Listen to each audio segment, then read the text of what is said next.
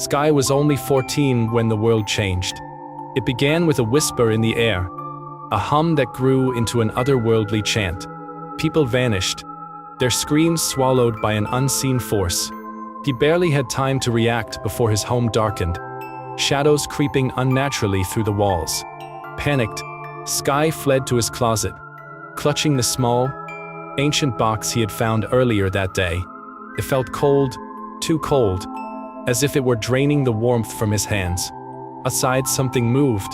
The air was thick with the scent of decay, and distorted figures shuffled past the door.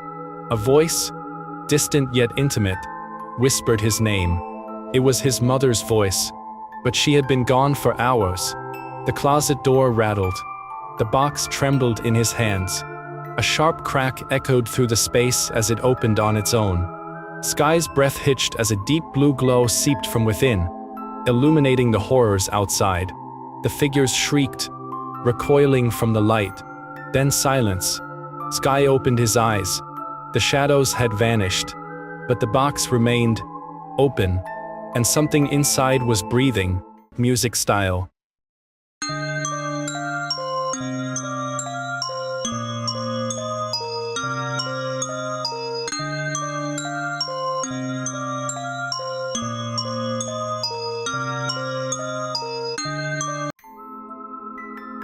Mr. Fun Computer had always known. Long before the first disappearance, before the static took form, before the screens turned into gateways, he tried to warn them. His messages blinked across his screen. Turn it off. Don't let them in. But no one listened. Then, the broadcast hijacking began. Faces melted into pixelated screams. Signals warped into guttural whispers, urging viewers to stay tuned. The ones who watched too long never looked away again. Their eyes turned to static. Their bodies twitched, then slumped, as something else stepped through. By the time the city fell silent, Mr. Fun Computer was the last thing still running.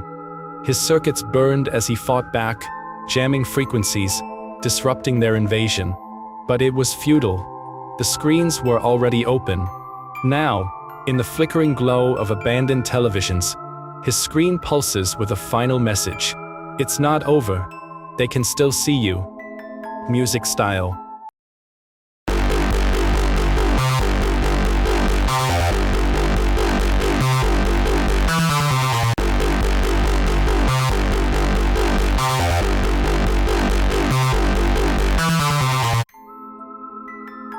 Simon's transformation. Simon always felt something lurking beneath his skin. It started with whispers, faint, distant, growing louder each night. His reflection flickered in the mirror, his bright white eyes dimming into something hollow, something wrong. Then his body began to change. His skin cracked, revealing patches of decayed yellow flesh beneath. His limbs stretched, his fingers curled unnaturally, and his voice, when he spoke, was a garbled mess of static and echoes. He tried to hide, but the whispers followed him, inside him. The night of the full moon, Simon lost control. His body convulsed, twisting as chitinous limbs tore through his flesh. His face elongated, his mouth splitting into jagged mandibles. A sickening hum filled the air as his transformation reached its peak. His human form erased, replaced by something monstrous, something ancient. The town awoke to silence. Houses stood empty, doors left ajar, as if their inhabitants had simply vanished. But deep in the forest, among the dying trees, the buzzing remained.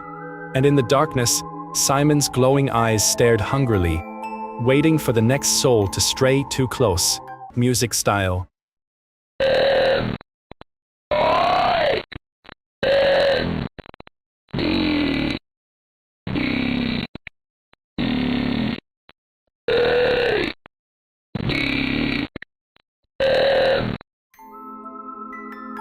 Gray was bound, the rough rope digging into his skin. He couldn't move, couldn't scream. He could only watch. The horrors unfolded before him. His friends twisted, broken, their bodies reshaped into grotesque puppets. Shadows slithered across the floor, whispering in voices that sounded eerily familiar. He realized, with sickening dread, that they were whispering his name. Something unseen controlled this nightmare, forcing him to bear witness. Every time he tried to close his eyes, a sharp, invisible force pried them open. He was a prisoner in his own body, trapped in a spectacle of torment. Then the figures turned toward him, their hollow eyes locked onto his, their twisted mouths stretching into jagged grins. The ropes around his neck slackened, but not as a mercy. He was being released for something far worse. A voice, deep and ancient, echoed in his mind. "You watched. Now you will join." The shadows lunged, and everything went dark. Music style.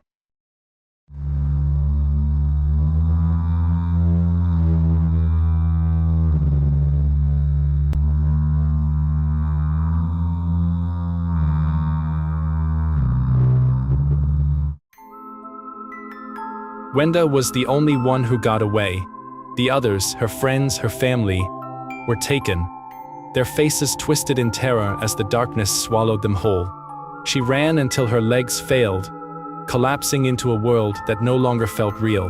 But survival was not mercy. It was a curse. The memories haunted her, looping like a broken record. The whispers in the dark, the eyes watching from the void. She could still hear them, still feel their gaze. The world had changed. Shadows stretched unnaturally. Reflections didn't move as they should. Even her own face in the mirror seemed wrong. First, she thought it was trauma. That's what the doctors told her. But then the voices returned, not as echoes, but as something alive, something hungry. "You left us behind, Wenda," they hissed. "Now it's your turn." One night, the air grew thick, suffocating. The whispers turned to laughter. And when she looked into the mirror, she saw them, her friends, their hands reaching through the glass, pulling her in. Wenda never screamed, because deep down she had known all along. She was never meant to escape. Music style.